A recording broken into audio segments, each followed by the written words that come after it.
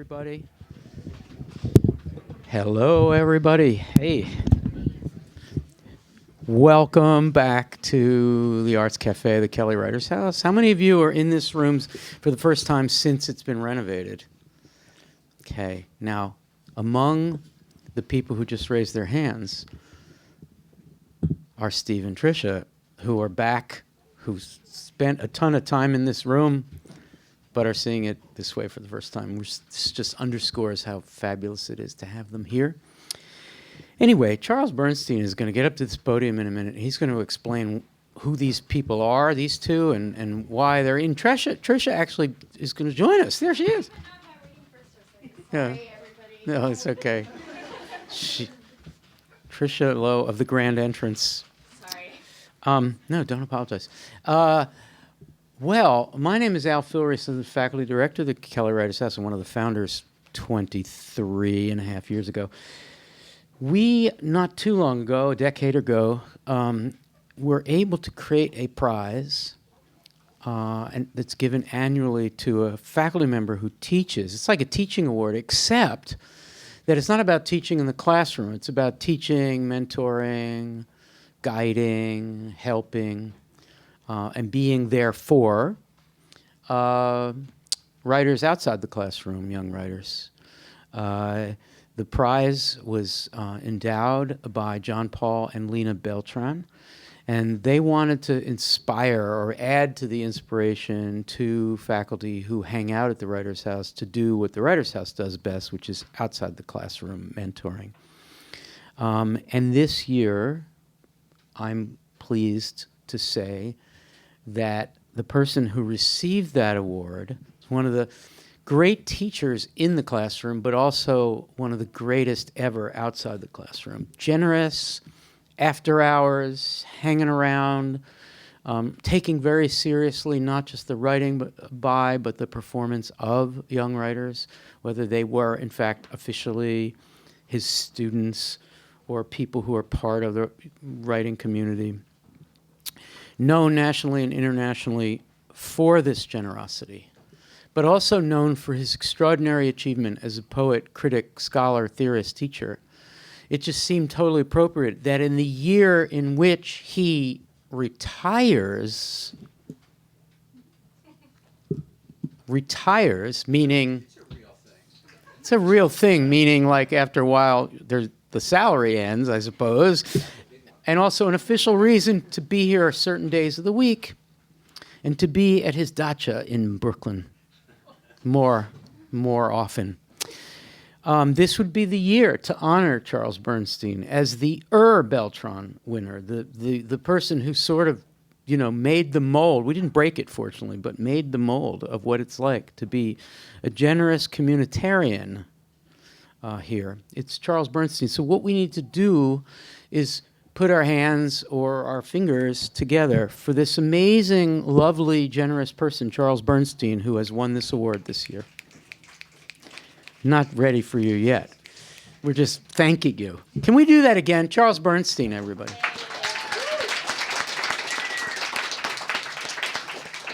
So Charles will explain what happened when we gave him the prize. There was some funding associated with it that would defray costs of bringing people here, and he decided to bring two people here who are not simply special to him, but to all of us. He'll explain that. We have not just a reception, but like a dinner. I shouldn't have said that probably because the volume, I don't know what the volume is, but we have like Indian food, really yummy, and I think we have wine. So I hope that after the performance, after the reading, you'll hang out and greet and thank Charles and Steve and Tricia as well. We also have copies of Trisha's Purge in the back that Tyler is selling, so we hope you'll buy it. She's waving. Hope you'll buy a copy. So now, one more time, putting your hands together, Charles is going to come to this podium and explain what's happening tonight. Charles Bernstein.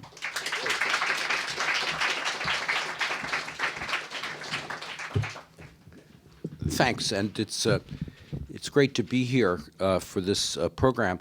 I couldn't have imagined a better thing to do as my last organized event here at Penn than to have Trisha Low and Steve McLaughlin both very active undergraduates at Penn, and introduced by Daniel Finkel and James Albrecht, who you'll meet in a moment, who are in the undergraduate program now at Penn, and they'll talk about.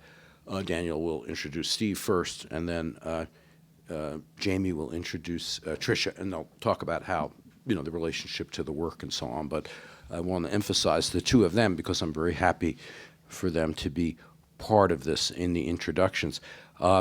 It was great to get this award from the Kelly Writers House because I came to Penn in 2003, and it's been such a phenomenal place to be associated with, and to have the possibility for the undergraduates to be here in conjunction with the work that we were doing in classes and so on, and then the possibility of conversation, discussion, eating, the readings, and all really being coordinated by the group here, led by Jessica Lowenthal and Al.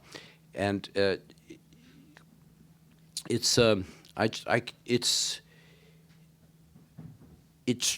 comes close to perfection in the present educational environment, what Jessica and Al and the other people here at the Kelly Writers House have created. And I feel very lucky to be able to work in conjunction with it, because I really take advantage of the Kelly Writers House, but I'm not really organizing things here. I'm not here creating the environment. So I'm a user of of it in a way that has enhanced my time as much as the other people who come. So there are many terrific undergraduates, and it's been a great privilege for me to teach undergraduates as well as graduate students during my time at Penn. But the undergraduate classes have often been spectacular, as the four people here will give you a sense of. And I thought, what people could I invite for this, just as a kind of a token of that experience? And Tricia and Steve both came to mind. Steve, who I think must have been like the first class I taught here, was it? The very first class? Yeah. And over when I taught in room 111, and just developed an incredible rapport with him on issues. Like one of the things we first talked about was radio and sound, and then he went on not only to do a very remarkable work as a poet and as somebody working and thinking about the data spaces and the relation of poetry, small press, marginal things to that, but to be an instrumental part of the Kelly Writers House and working with Al to produce the early poem talks, because indeed he was the producer for all. He really set the kind of sound environment of the poem talks, working with Al as the producer, but he was the engineer and the editor of those programs, and a lot of other things around here, including early PennSound and the EPC. If I ever had any issues around that, I would always consult with Steve, not because he knew stuff technically, but because he understood what we were trying to do with the archiving. Now, Tricia, I know you're going to be introduced to and I think I must have met you also when you were a freshman or sophomore early on, and then throughout the time. I always said about Tricia that almost every response she gave to a poet, and I constantly said that, was better than most of the stuff that had been written about the poets that she was reading each week. And she says it's not true, but actually it is true. They may not have been as fully developed in some way as some of that stuff, but she really had such incredible understanding and throwing all this like extremely strange and different things one week after another, and her constant response, still inspires me of the students I've had in the 30 years that I'm teaching, many of whom are also great. But and then Tricia, like Steve, really went on, which I don't think is what I look for in students at Penn. In fact, the people I try to focus on are the students who are trying to learn something about poetry so that they'll go on and read poetry and be involved in the arts after, not that they're going to be artists or work in the arts. But Tricia, unlike most of the students, went on to do significant work, and you have her book Purge, and I think another book is coming out this year, will come up in the introduction. And she's become very active in the Bay Area poetry scene and sort of stayed involved in a period that's been somewhat turbulent for all of us, but then all periods are turbulent, and has become an important presence, as Steve has, in contemporary poetry. So it's really my great pleasure to be here tonight and to welcome, I think we will not have a break, so it'll be Daniel introducing Steve, and then Jamie will introduce Tricia. So here's Daniel Finkel.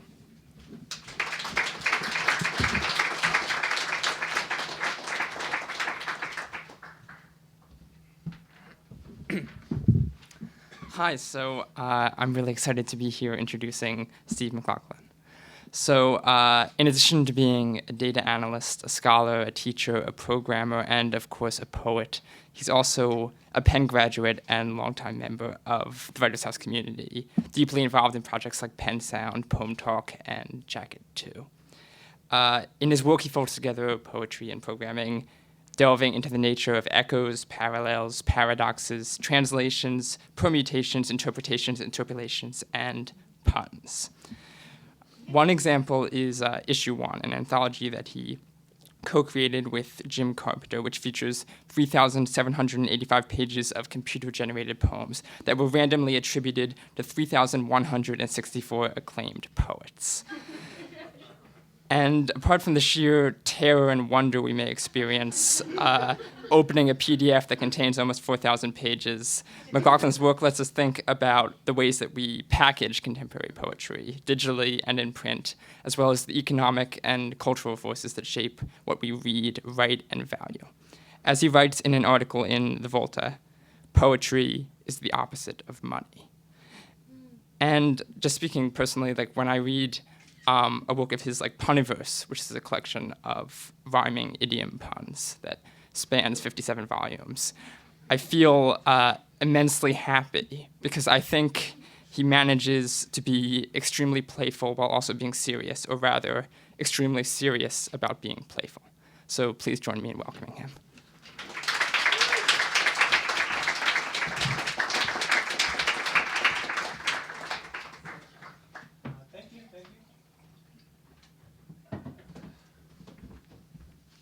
Okay, so I'm Steve. It's great to be back. Thank you for the introduction. Daniel, Charles, Al. That's right. That's right. That's right. This room's a little bigger now. Okay. So it's so good to be back. Anybody have a book I can put this on? No. All right. It's okay. So I'm going to read some little baubles for you. We'll come to the screen in a minute. Okay, here's a regular poem. Wait a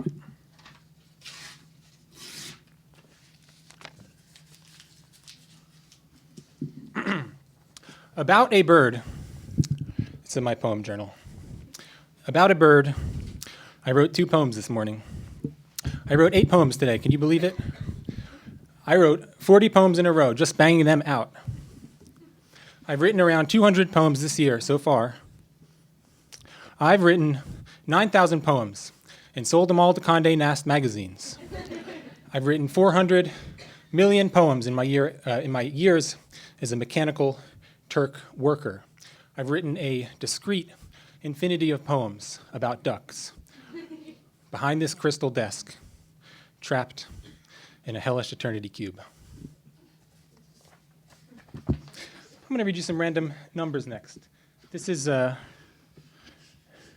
spend a lot of time just shuffling and shuffling in my line of work, and I think there's something really cool about a number. I'll pick between 1 and 100 here, and we get number 6. And we're going to get 45. That was one of Michael Jordan's numbers, I think. 24. And that was a TV show. 80. You always hear restaurant people saying that. 86. Okay, so this is like building blocks. I wanted to make some number poems, which has been done before. Does anybody know Neil Mills' Neil Mills 7-number poems? Oops, there we go. Kenny used to play this record quite a lot on his radio show. The part that always is stuck in my head, Neil Mills would say, 19, 119, 119, 19627. Okay, so I decided to make some number poems in a form. I needed a form to pour them into. So I went with the sort of 575 haiku form.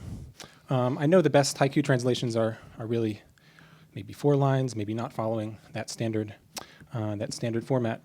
But you'll see what I mean in a second. So I'm just going to pick a number. Oops, this is the wrong one. Oh, yeah. I'm going to pick a number. Oops, sorry. You should always mirror your screens in this situation. Dealing with 2 monitors is a lot of hassle. Okay. So wonderful package for Python called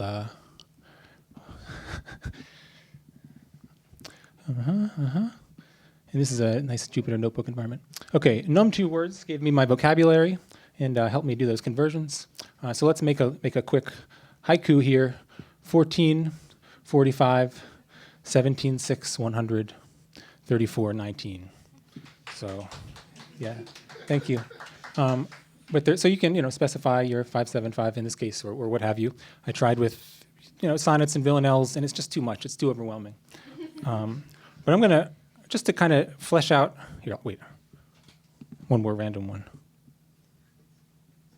96, 7, 75, 63, 49, 60. It's okay. It's okay, but I'll show you some.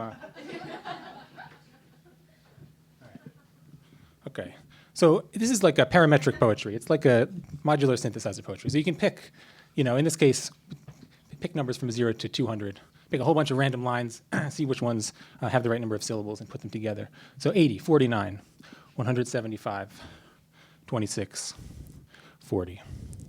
3, 106, 87, 22, 190. We're going to ramp that up a little bit, pick up to 200, up to 300, 213, 179, 220. This one I find really ugly. It's the numbers are too big. I'll show you. Here's another better one. This is picking up to 1,000. 650, 736, 918. It's just not comfortable. 175 is warm, welcoming. 736. It might succeed as a poem, but it's not what I'm going for. 240, 70, 9, 70, 215, 219, 2, 238, 80, 88. That's like a masterpiece of these. If you jump, you can do between 0 and 10, and that's no good. They become very samey. Okay. So we'll come back to something similar in a minute. This one, take a little turn. This poem is it's just a list of ideas for new emojis. Nothing special. Just you can picture these in your head. You can close your eyes if you want. Person wearing bowler hat. Shoelaces. Smoke detector. Yield sign. Hoof. Peace frog, and it's a trademarked image. I think peace frog would be a good emoji. Juice box. ERA now button. Mandolin. Bag of flour. Sunflower in vase. TV camera, not a movie camera, like a red camera or something like that, TV camera. Marimba. Accordion. A balding pate. I want a top-down view, vertical, but balding head. Melodica. A person eating an apple. Fat Elvis, or like a Tony Clifton kind of type, like a generic Fat Elvis. I think that would be good. Mellotron. Musical bow. A mandora. That's a kind of lute. An imbira. A Moog synthesizer. A melodeon. musette de cour. It's a French bagpipe. Mandola. Mandocello. Mando bass. I lost it. That turned into a list of musical instruments that start with M. Okay. So, all right. I mentioned a discrete infinity poem earlier, and I cooked something up for you guys. I made a continuous infinity poem. I'll explain in a second. Let me pull this up. So, is everybody familiar with there's different sizes of infinities, right? There's the discrete kind of infinity. There's 0, 1, 2, 3, 4, 5, 6, and then it keeps going forever. And then there's a bigger infinity. There is the continuous infinity where you can have decimals, 1.5, 1.53, 1.53478, that sort of thing. It's two very different things, different mathematical properties. So as far as I know, all the infinite poems out there that I know of, if there aren't that many, all of them are discrete infinities. So you normally think of Borges's Library of Babel, right? And it's just every permutation of letters across an infinite number of volumes. And it's infinitely large, and it contains all truths and all falsehoods, and it contains an infinite index to itself and an infinite index to itself that is deceitful and all that stuff. But that's great. But I wanted to try to get a real continuous poem. So wherever you look, there's more poem. And I came up with a way to do this. So I start with the list of adjectives. Actually, I'm going to restart and clear output.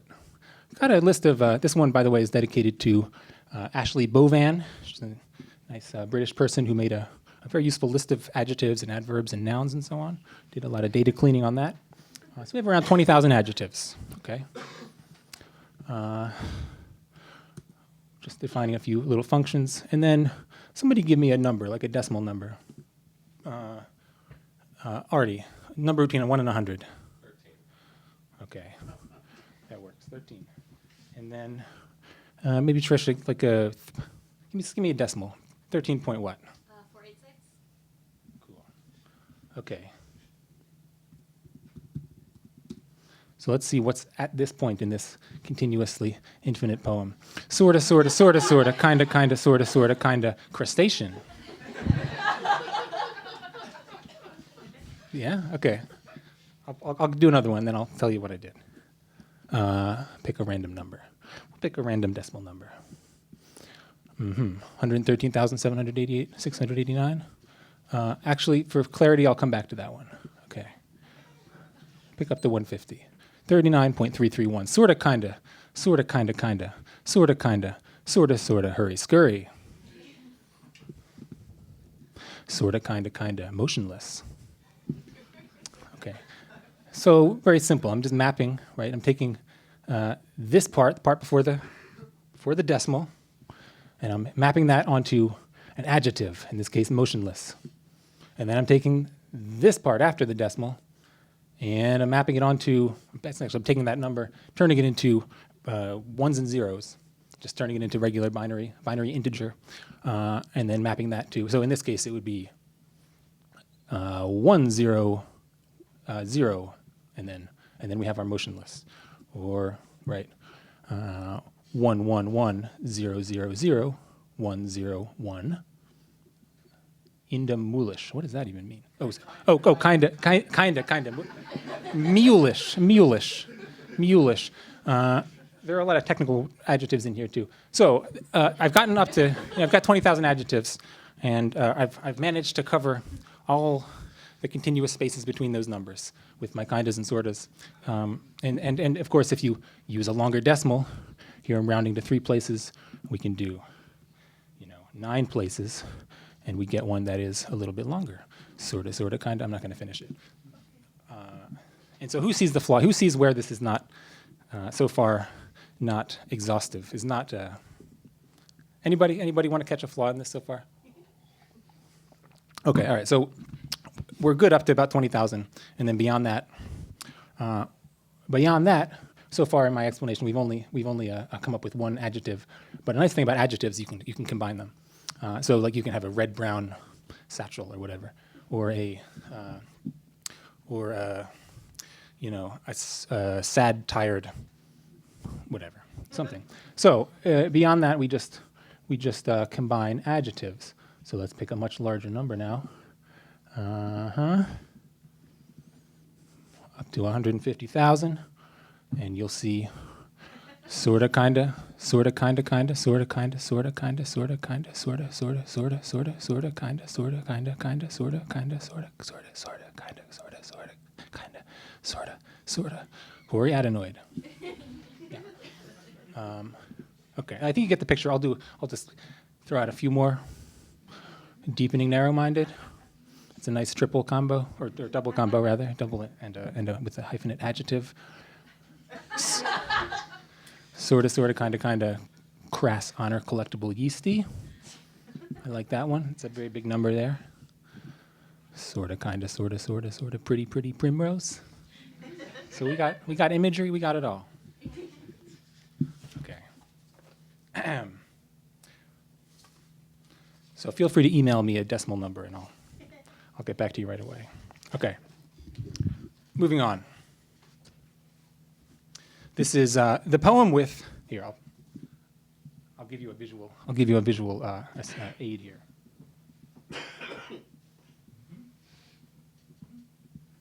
This is important. Okay, so this is the poem with .mp3 in the title. I just want to put that up there so it's clear for whomever is going to segment all this and put it on PennSound. Poem with .mp3 in the title. Okay, I've done a lot of work on PennSound. I've been working on EPC lately, and I've had to do things where I'm doing batch jobs, going through, pulling all the metadata out of PennSound, or right now I'm replacing links in EPC. There's, I'm writing these. You write a little script that works on one page, and then you scale it up to 10,000 pages, and it can cause surprises for you. So this is a little challenge for myself in the future. Someday, I'll be going through PennSound, renaming files with a script. And there's a good chance I'll get lazy with the logic, truncate the name of this file because it has .mp3 in the title, and the link will break. Enjoy this poem while you can. Stanza 2. There are double quotes in this poem's title. If I build bash commands as strings like a dummy instead of using subprocess.call in Python, my script will break halfway through, and I will have a moment to think fondly on what a rascal I was in my youth.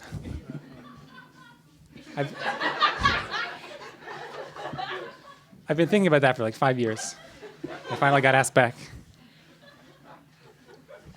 Okay. This is a found poem, or actually, this is like journalism almost. I've had a Tumblr. I've had a Tumblr, and here, I got a message. This is a part of the message. You probably can't read it. I got a message about 6 months ago. This is my main Tumblr. I'm not doing anything weird here, but I got this message in my Tumblr inbox. Dear 1JX, 1JX is my Tumblr name. As part of our commitment to transparency, we want you to know that we uncovered and terminated 84 accounts linked to Internet Research Agency, or IRA, a group closely tied to the Russian government, posing as members of the Tumblr community. Did anybody get this? You got it? Yeah. Okay. All right, so I'm going to just go through this here. It's very detailed. The IRA engages in electronic disinformation and propaganda campaigns around the world using phony social media accounts. When we uncovered these accounts, we notified law enforcement, terminated the accounts, and deleted their original posts. While investigating their activity on Tumblr, we discovered that you either followed one of these accounts, linked to the IRA, or linked or reblogged one of their posts. Okay, so 1-800-GLOOP, Bill Xio, previously known as Blog Mad World Love, Belly Gangsta Boo, it's so innocuous. Carton Screel, previously known as Feel My Dragon Balls, Destiny Rush, previously known as Delightfully Ghostly Song. So you can see there's a timeline going backwards as they've changed their names here. Right? Go Mr. Brown, previously known as Go Mr. Brown, Infected Devoice, Toddler Death, right? Hustle in a Trap, previously known as The Nature Can Post, Tumblr Cube, LA Gone Girl, Moose Blog Times. Here's the second half. So it's like, I mean, it's a little troubling, a little funny. I'm not sure how to feel about this. Morningwoods, previously known as Five Cubes, Bang Bang Empire, Empire of Weird, GIF Empire O, Interpix Empire, Pix Empire. Neve Tyler, previously known as Laser Anita, Posting While Black, previously known as Geta Blasta, Hey Gerald Martin Johansson, Honest Injun, Native Wolves Here. So it seems like the focus of these has changed. And they're taken down now. If you know where to find the content on these, let me know. I couldn't figure out which ones, what I had liked. I went through my whole like history. Rebel Loud with the Crowd, previously known as Massively Strange Tyrant. Some Chicken, previously known as Blonde in Politics. Black Community, Classy LGBT Homie. How You Doin', Politics Blondie. Swag in the Rain, previously known as Black Lives Matter USA. Cars with Girls. The Trippy Trip, previously known as Matrix Path, The Most Post. You aren't in trouble? Don't need to take any action if you don't want to. We deleted the accounts, but decided to leave up any reblog chains so that you can curate your own Tumblr to reflect your own personal views and perspectives. Democracy requires transparency, blah, blah, blah. But you can see a little move in some of these, like Cars with Girls. It looks like they may have started some of these blogs as, pretty girl blogs, and then maybe developed, got some followers, and then so like Cars with Girls changed to Black Lives Matter USA, and that's a strategy. It's a strategy, and it got me thinking. I think of myself as kind of, pretty with it, pretty ahead of the curve, taking advantage of the opportunities that present themselves. So maybe I'm thinking, maybe I can make my mark. Maybe I can get out there on Tumblr and do something special, do something, move the needle on my poetry career. I'm going to get recognized, and it's tough because what does the market want? What is the internet market? What gets clicks? What gets click-throughs? What gets eyeballs and earballs? It's content. I mean, I just love content. I want to swim around in some content, and poems in particular. The more poems, the better. And poems are the key to making money on the internet. I mean, I'm going to let you in on a little secret. It's huge business. So, that said, I'm going to bring up another topic. Is anyone familiar with Black Hat SEO? Does that ring a bell for anybody? Black Hat SEO is search engine optimization. So there's a whole world of like contentless websites or kind of zombie websites, right? You get to the end of an article on CNN.com, and you click through to find out which celebrities are dead or whatever. And the text is so strange, and it looks like it's written by someone who doesn't speak English as a first language, and that may be the case. But actually, there's a world of these tools called article spinners, in which you can just take some content. Maybe it's a site that you already have, which is bringing you good revenue, or it can be somebody else's site that you've just copied. You run it through the article spinner, and the idea is that Google will not know that it's the same content, and so you can get double the ad revenue or whatever the case is, or steal someone else's content. So I saw, also this could be a great poetry composition tool. Gives you, identifies words and phrases that can be, it gives you a whole menu of thesaurus options, very customizable. You can use it for batch processing, use a little bit of what that working with it would look like. It's Windows only. I had to pay $50 for the first year, but it's worth it. So I made a Tumblr. I want to show you. I'll show you the Tumblr first, and then I'll give you a side by side. But the bottom line, I think my career is going to take off here. Okay.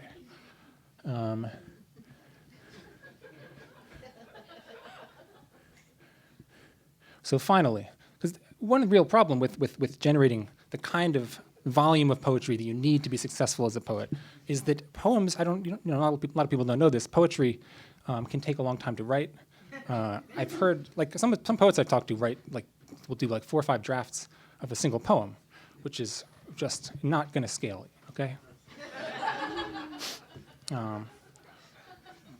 But with technology and with these tools, made by, I've tried to write an article spinner, and it was difficult. So with these well-maintained tools, such as the Real Spinner, you can click on my affiliate link and sign up. You can get wonderful transformations like this. So this on the left, it's a poem from Jack Kerouac. Jazz killed itself, but don't let poetry kill itself. And on the right, you've got the spun version. Jazz wiped out themselves, but don't simply let poetry kill as well. Do not be worried inside the frosty evening time fresh air. Do not play corporations when you finally yield manuscripts to brownstone. Don't bow and scuffle for Edith Wharton innovators or Ursula Crucial Nebraska prose. Just hang in your own back garden and have fun. Have fun with really food trombone.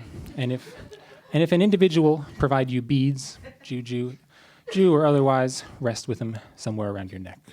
Your dreams will maybe more advantageous. There's no bad weather. There's no me. I'm telling you, male. Absolutely sure as shit. And this, I think this is well suited. This sort of technique is well suited to poetry because poets, some poets anyway, have a reputation for not always being like 100% clear, not always, following the constraints of grammatical norms. Here's another, just to give you a sense of like the inventiveness of this system. I don't even remember who this poem is by. I went through a bunch of anthologies and all the PDFs on my hard drive. A little snow, just first few lines on this one. A little snow, coffee, the bold over branches. And this one, spun version, a bit of snowfall, premium coffee, the bold around branches. It's pretty good. It's pretty good. And I mean, and now this isn't plagiarism because it's been spun. It's my poem now, sort of, for the purposes of my website. It gets a little wordy sometimes. I might want to cut that down.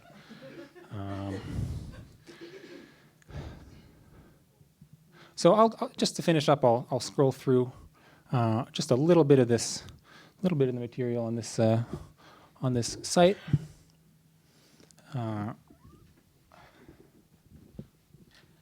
Which I now have to do facing this way. So you should subscribe. I've got a queue running. I'm going to probably have about 100 poems up here so far.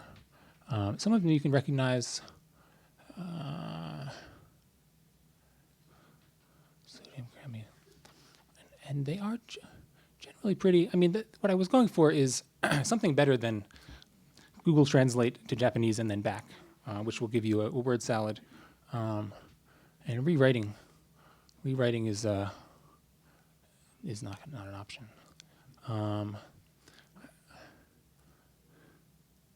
Okay, let me see. I'm just going to pick one more and read a little bit, and then I will cede the mic. You've been a great audience. Thank you. Oh, that's Linda Jinian.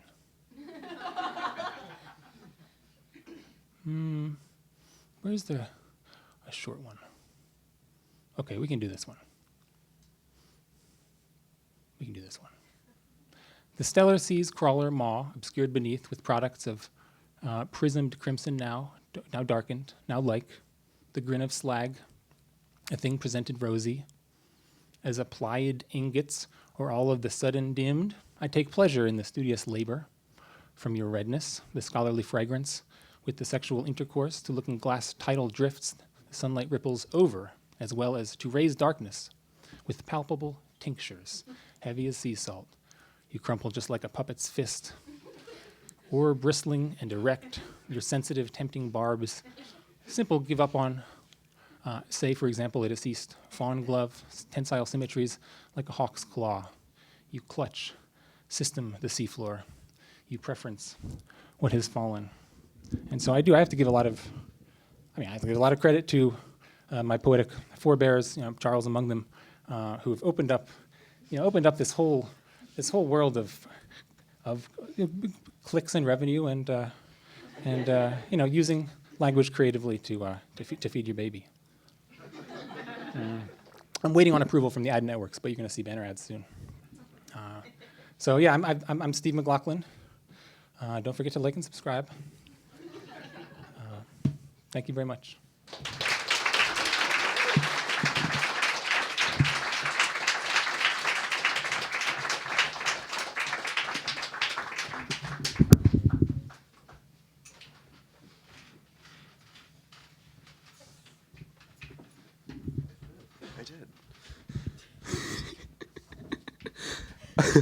Hi, I'm introducing Trisha. Tricia Low is the author of 2 books, The Compleat Purge, Kenning Editions 2013, and Socialist Realism, forthcoming from Coffee House Press later this year. Her work is constantly forming a body.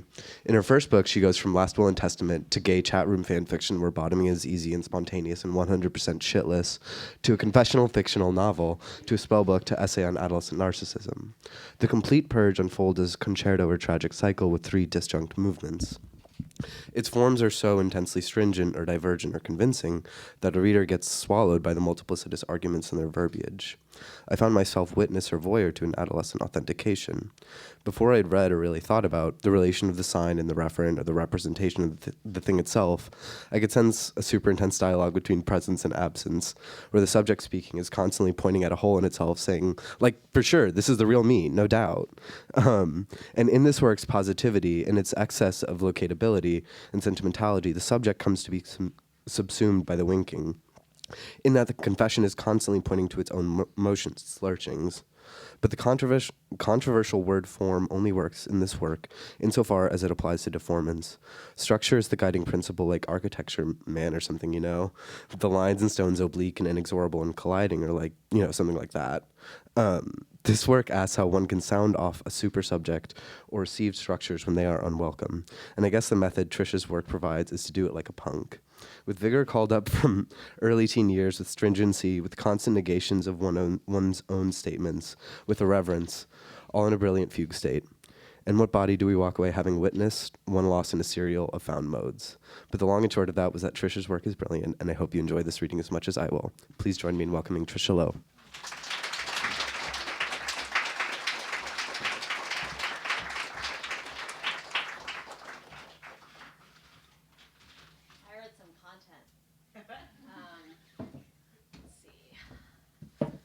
Always so humiliating. This is why I wanted to go first. Thanks, Steve.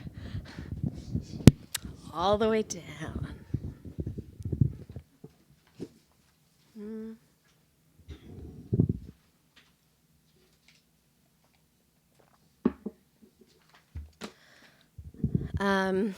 Is this good? I'm very happy to be here to celebrate Charles. I do have a story. Sorry, Charles. I wrote these response papers, and Charles wanted me to talk more in class, and I did not want to talk more in class. So we had a meeting, and Charles promised me that he was going to call on me in class, but that I could feel empowered to say no. And so he did, and I said no until I didn't say no. And basically now you can't shut me up. So you can thank Charles for that. I thought I would read something smart since Charles is getting a teaching award. But then I also love Charles a lot, so I thought I would read something that's in part about loving people, which, as you probably all know, is the dumbest thing that you could possibly do.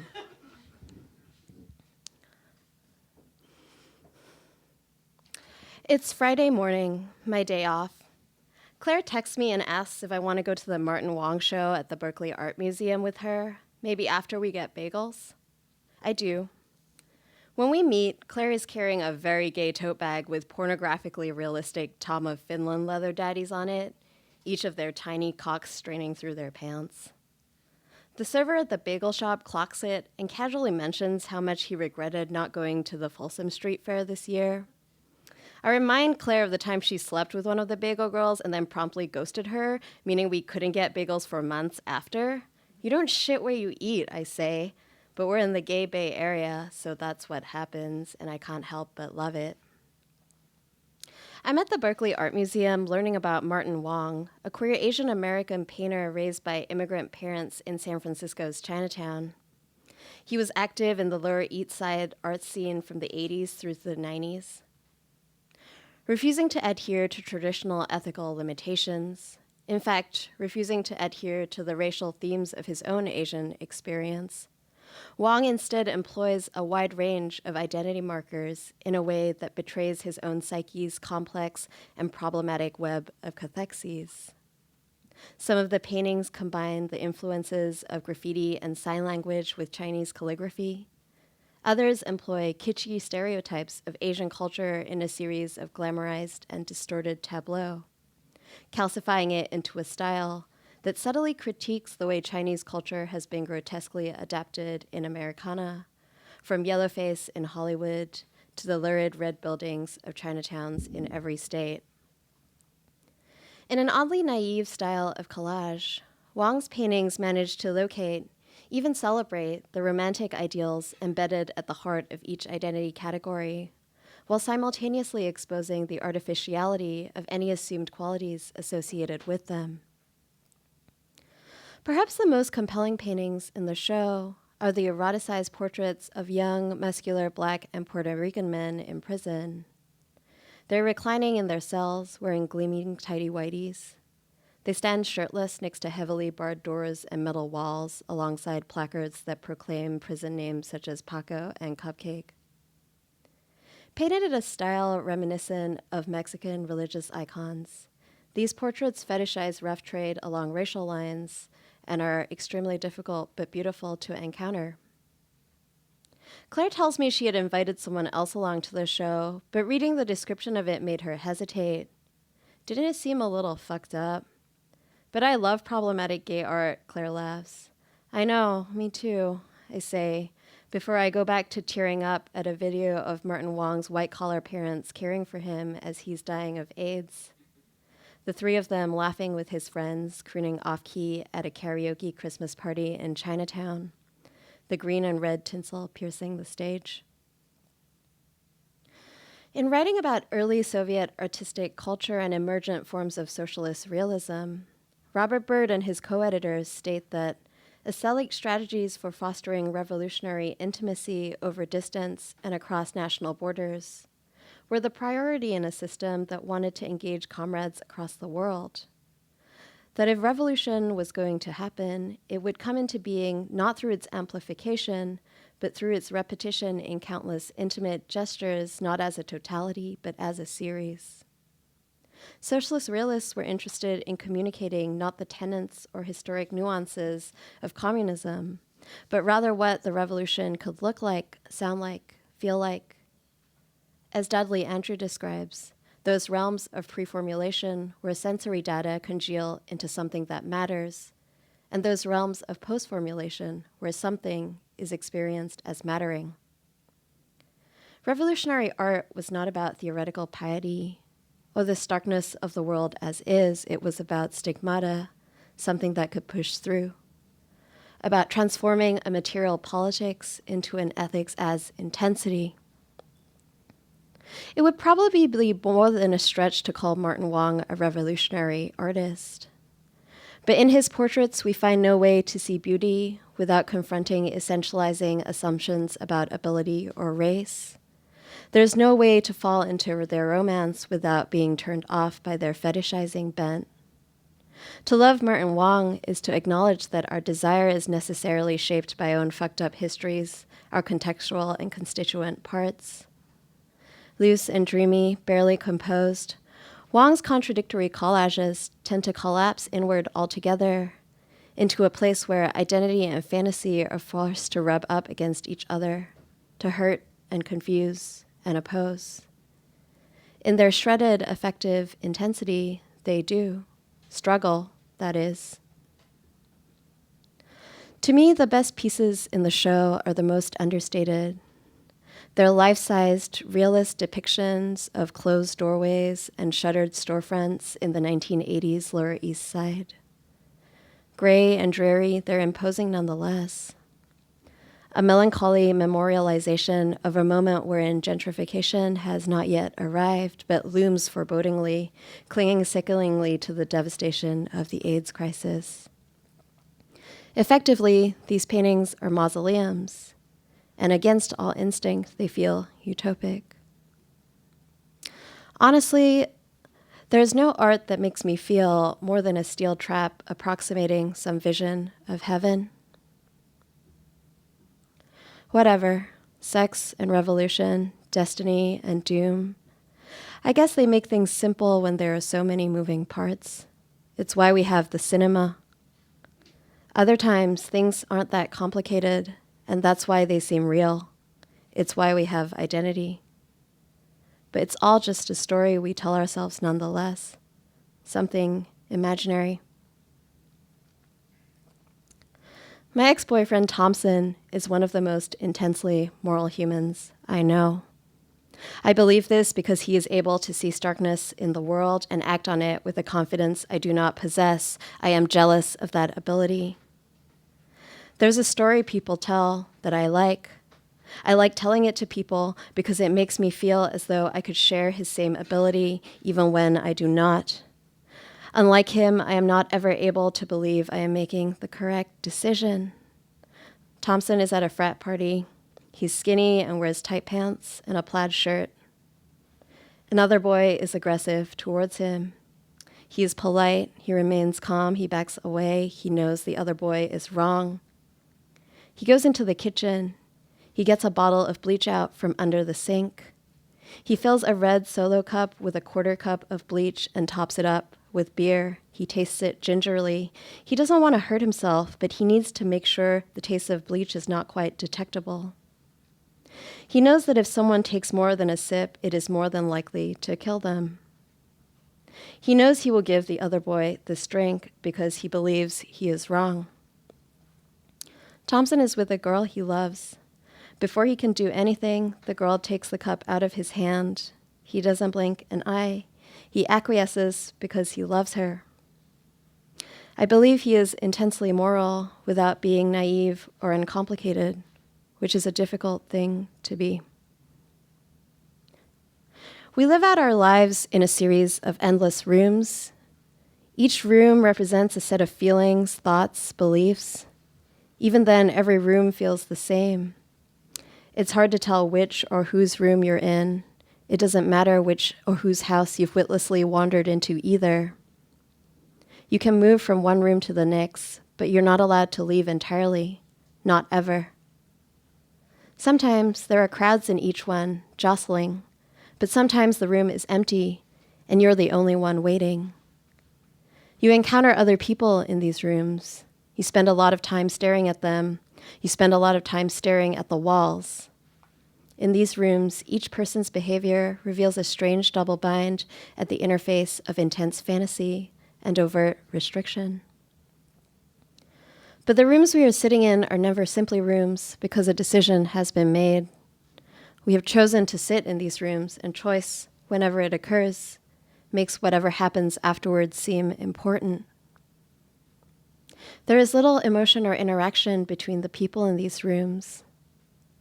In small, private moments, you might see a few pats on the back or hugs, but these gestures are restrained and secretive. As if drugged in a dentist's chair, each individual sits frozen and immobile. Their stiffness of demeanor reveals the intense concentration, the incredible will to block on all that is going on around them. The work of imagining utopia in each of these rooms is lonely and recursive. It does not allow for the intrusion of worldly problems. The seats on either side of each person are empty. I'm in New York at Sophie Kai's installation Room, which is located in a tiny hotel room at the Lowell Hotel on the Upper East Side. At the front desk, you ask for her name and room number as though she's a friend or a lover. You are then let inside. The room is a display of ephemera. It's lived in, rumpled, and careless. Each item is labeled with a number and a short blurb. It's a crime scene to be deciphered. It's touched and handled as much as pristinely embalmed. Sophie's world contains such items as a typewriter, a taxidermied cat, photographs, sheets that have been slept in, beautiful dresses, a banana, letters to and from Sophie, notes from her ex-husband to his lover, black crosses scrawling out another woman's name, S's inserted after this violent elimination. A bed that has been set on fire, blackened edges and cobwebbed holes in the quilted mattress, no reference as to who has caused the disaster. In the poetics of space, Gaston Bachelard sees that houses are not simply houses. He writes, "Sometimes the house grows and spreads so that in order to live in it, a greater elasticity of daydreaming, a daydream that is less clearly outlined, are needed." Sophie's room, it wasn't just hers. I wasn't alone. When I stepped into it, it stretched and heaved. I was delirious. I was drunk from illness, and I sat on the floor of a room, knees to my chest, as the room expanded around me into a world. I felt chunks of my own life engorging its walls and warping its windows. I was Catherine Deneuve in Roman Polanski's Repulsion, illusory claws grabbing at me through the walls. I was Mia Farrow in Rosemary's Baby, the house and its architectural traditions gnawing at my body. I became part of the room. I stilled. I equated Sophie's secrets with my own. I felt myself become a fiction at the precise moment when I was faced with the monsters of her reality. I touched her shoe. I didn't want to be in front of strangers. The room, I was lying in the bed before it was set on fire. I tried to get out of it, but I couldn't. The door opened, and a smaller girl, about 3 or 4 years old, came in and wanted to get in the bed with me. I let her come in, but then I collected myself and pushed her out from under the covers. I got up and went into the dining room to talk with my mother. She was packing away the silverware. I took a piece of coffee cake, and then, because she did not speak to me, I tried to leave the room. I realized I didn't want to. I got back into bed. I shared the cake. The closer two people are, the more intimate the topics they talk about, and the more closely their fingers intertwine when they are shaking hands. To inhabit room is to be realigned with the core of someone else's affective force, destructive and proliferate, to torque it with your own gravity as you encroach. Room could have let its inhabitants in one at a time. It would have been different then. But it didn't. Instead, it forced us in together, strangers all. We exposed ourselves, tessellated into infinite and alternate fictions. My ex-boyfriend, Thompson, we break up and get back together and break up and become friends and still love each other and talk sometimes and want to but never do see each other again. We still feel parallel even though we're not. It's uncomfortable, a grief that has not yet become a loss. He and I share a time and space outside of the present. We've become a separate cosmic tangent, a fictive point in some unknown future. On GChat, he tells me that any theoretical physicist's advice in dealing with suffering would surely be to take comfort in the fact that there will always be a fixed place in space-time where an event or situation is located. There, the passage of time is an illusion. In other words, if you build a home somewhere in space-time, it will always be there, even when you think it's gone. There is a place where the floorboards will always be sturdy, and the kettle that is whistling will whistle on forever. Somewhere certain, unlike the neither nor space of the present. Thompson finds this comforting. I do not. His ability to be intensely moral also means he values a temporal constancy. In other words, this happened. I was here. I know it. The veracity of my experience is a fact that will never change, because there exists a place in the universe where it will never be questioned. It will never disappear. On the contrary, I find the idea that there's a fixed point of thought, an unchangeable emotion or belief, to be frightening. It means that attitudes can never change with circumstance or desire, that there's no room for flex. It feels to me like the beginning of dogma. Anyway, we're on GChat discussing fixed points in space-time, and he says, this theory of space-time helps with loss, but of course it makes guilt or shame basically intolerable. The thing about fixity is it gives you certainty about who you are and what you stand for. From then, events seem clear who wronged who and how. From then on, you always know what to fight or forgive, what to struggle against, and why. For me, this can be hard. Some things are unforgivable. But otherwise, I prefer sitting in my own muddle. I prefer owning up to the contradictory demands of my proliferate identities, racial or political or otherwise. And without knowing which category to place myself in, I can never fully know whose side I'm on. If there's a crime against me, I'm likely to still be partially to blame. I can't ever determine the outline of an enemy, if there's a truth to them or how, and if so, where they or I might end or begin. I'm at dinner picking up my food. An acquaintance is telling me about a LARP, live-action role-play scenario he was engaged in a couple months ago.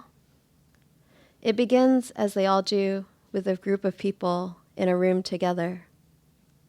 Day one involves everybody developing their character through group exercises. A new persona that can be as separate from or as similar to your IRL person as you'd like. The only condition is that you're not entirely yourself. On day two, they set the scene. You're at a party. It's the 70s and the music is amazing. Donna Summer, Sister Sledge. Some people are dancing or taking drugs or hooking up in small groups or large ones. Everyone is the best version of who they want to be. Everything queer and free and beautiful. Or is it? Day three, they set the scene again. You're at a party.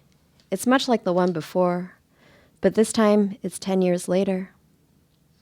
After yesterday's role play, several people have been given paper slips at random, indicating that over the 10 years that have passed in this fictional universe you are all inhabiting together, they have died. On day three, they may only interact with the other players as ghost characters return to haunt the living. It's 10 years later. You're at a party. So many of your friends have died. You're crying and sharing stories and memories. You're holding each other. You're gently kissing, loving each other through the pain.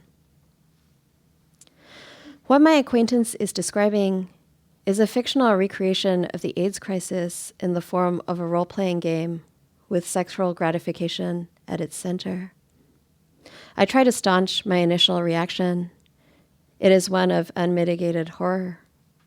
How could anyone participate in a situation eroticizing the AIDS crisis? I ask.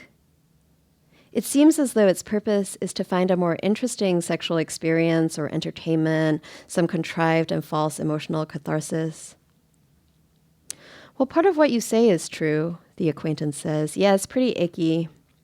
But they also point out to me that the people who choose to take part in this kind of role play span a diverse demographic and include a significant number of actual AIDS survivors who participate in order to relate their experiences to younger queer people and resolve their own trauma through erotic play. Some think that as an activity, this LARP can be a form of education to help people understand how painfully banal the threat of death was in the 80s, how much it was part of the fabric of reality. Others think it inexcusable, a rosy, sex-tinted version of gay existence in another time that wouldn't include, for example, the terror of having your party raided by the cops, that doesn't account for the true hardship and oppression suffered by so many at the time. But it seems to do good for some. To me, it resembles a puzzle. The pieces fit, but the edges are wet and sanitized by romanticism. I mean, no one wants to go back there, but it doesn't mean they're not nostalgic for it either. A vivid closet fantasy, I don't know. In Close to the Knives, a memoir of disintegration, the artist David Wojnarowicz writes, "Destination means death to me. If I could figure out a way to remain forever in transition, in the disconnected and unfamiliar, I could remain in a state of perpetual freedom." It's 9 years ago? I'm at the Royal Academy of Arts in London, at the Anish Kapoor exhibition with a lover. I'm wearing lipstick, my mouth a smear of dark red. I'm carrying my cruelest handbag, a vintage clutch made entirely out of taxidermied deerskin, its fur formaldehyde sleek. Most of the exhibition is guts and tubes, the sculptures stacked and weaving. Parts feel contained, but the centerpiece stinks everywhere. Titled with a Sanskrit word that means self-generated, Svayamb is a gigantic block of red wax, roughly 22 feet long and 15 feet high, mounted on a set of tracks. Slowly, so softly as to be almost barely visible, it moves across the length of the exhibition hall. Every time it reaches a doorway, it's forced to squeeze itself through, leaving wet, sticky red smears on the interiors of the Royal Academy's historically ornate arches, slathering itself over the etched mountings and pillars. Crowds are gathered around each doorway, filling the space to almost bursting. Everybody has brought their friends and family, watching this great wet hulk that just keeps mechanically pressing through each hole. We stand there. We might watch it forever. My lover reaches for my hand, our fingertips barely touching, and we stay there for a long time, so long that I think tiny capillaries might start to grow out of our skin and web themselves together into new flesh. We stay there so long that it feels as though our veins have started rooting into the glossy wood floor, tethering our bodies to the looming red solid in front of us. We are plastering ourselves like a malleable, meaty massacre, inch by inch, across the Royal Academy's walls and windows. I don't want to escape this reality. I don't want to find a correct place, a time, or a form. I don't want a home. I want a new paradigm of interaction. I want some shared fiction. I want to build an architecture to inhabit with you. I yearn for such a structure in which we could hold each other across our incommensurability, free to move and be recognized and feel separate. This lover is a dead end, like so many others are. I have no illusions for our romance, but I like the meaty structure we might conjure together. Afterwards, they write me. They say, I didn't realize how much I had missed you until I saw you and you left. You make all this seem less wooden. When I'm not thinking about Batman or Minor Threat, I'm thinking about what we might do together in the future. The future. I want it too. I want the unknown. I want the there and then with I don't know who and maybe so many. In our emails together, we've already ruled out so many of these ideas. We can't share a circulatory system, whatever that means.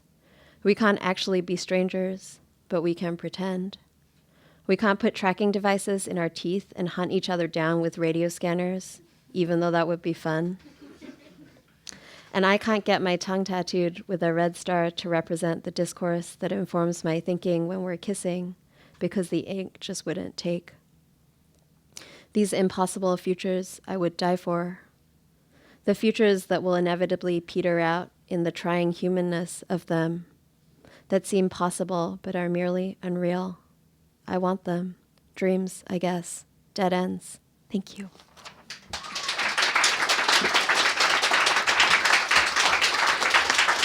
Tricia Low. Steve McLaughlin. Steve and Tricia, will you stand up? Welcome back to both of them. Trisha Low, Steve McLaughlin, and congratulations again to Charles Bernstein, recipient of the Beltran Prize for teaching.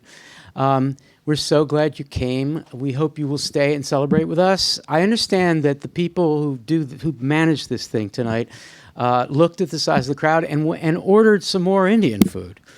This is a good thing. I think if you get there first, you're definitely going to get some. We have a, you can hear Jessica laughing in the back. Want to make sure that we thank Jessica Lowenthal, who's right there.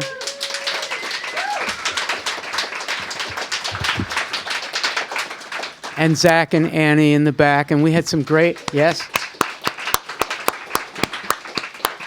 And Jamie and Daniel did terrific introductions. And one more time, Charles Bernstein. Thank you all. Have some fun. We'll see you later.